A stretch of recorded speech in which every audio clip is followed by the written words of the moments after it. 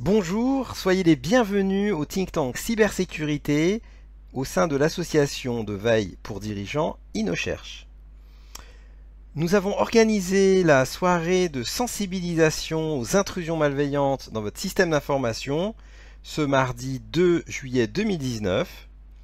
Nous étions accueillis par le leader indépendant de la communication corporate RH et B2B, EPOCA.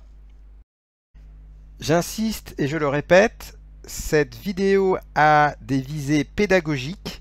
Elle a été réalisée par des professionnels de la cybersécurité dans un environnement de test et elle ne saurait en aucun cas être reprise pour tenter d'accéder frauduleusement à un système tiers.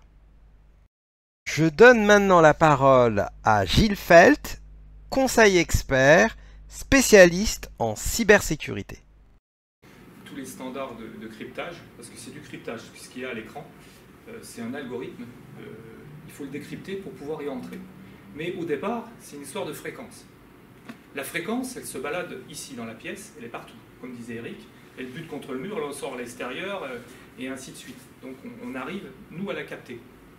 Cette fréquence en 2.4, en 2.4 GHz, c'est une fréquence qui se balade pour le Wi-Fi. Elle est là, elle est parmi nous.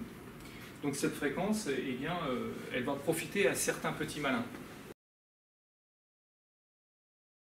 Préparé et à beaucoup d'applications pour faire des tests, de bons tests, pour résoudre les failles qu'on peut avoir sur un réseau.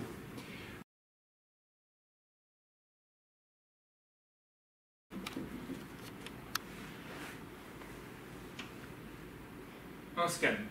Je scanne, par exemple, je vais trouver la Livebox, je vais trouver Orsini, je vais trouver, vous voyez, toutes sortes de noms, etc. Donc ça profite bien.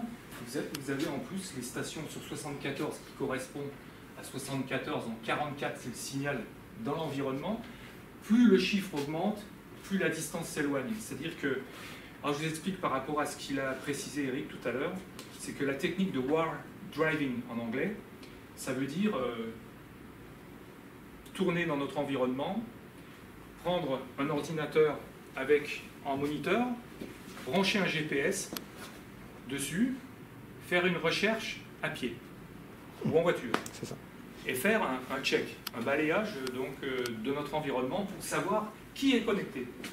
Et si par hasard vous avez une clé web qui est ici, le petit intéressé va se dire oh, ça m'intéresse, parce que c'est craquable et je ne vais pas m'embêter à craquer une clé qui va me prendre du temps, donc je vais m'intéresser à celui-ci. Bon, après, celui qui est plus spécialisé et qui veut beaucoup plus d'argent va s'intéresser à des entreprises. Ça, c'est des particuliers. Ce sont des particuliers. Un IoT, c'est une station aussi. Hein. Aussi. Attends, pardon. IoT, c'est les objets connectés. Ouais. Donc, je vous ferai une démo. Si ça vous intéresse, on va regarder. On va questionner le réseau et on énumère les IoT connectés. C'est un danger aussi. Parce qu'on peut faire ce qu'on veut. Ouvrir les volets, allumer la lumière, démarrer la voiture.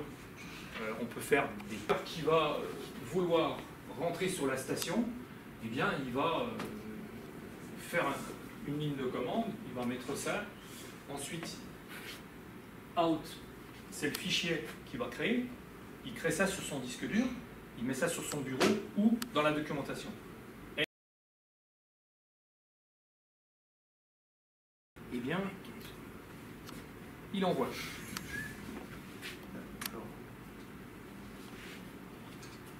Voilà. Et voilà. Décryptage de la clé.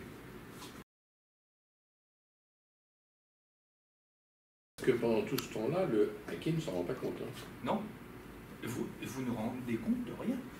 C'est-à-dire qu'il a fait son travail, il a réservé son travail, et il fait de l'ingénierie sociale. Après, qu'est-ce qu'il va faire?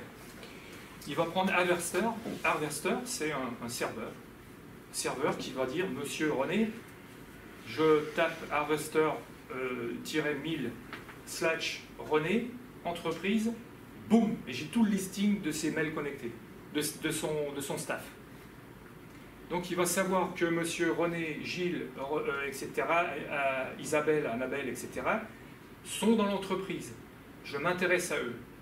Je veux connaître leur train de vie. Je veux savoir ce qu'ils font. Ingénierie sociale. J'espère que ce retour d'expérience de Gilles Felt va vous aider à mieux comprendre pourquoi il est nécessaire de sécuriser vos réseaux professionnels et personnels. À bientôt sur le site inocherche.com.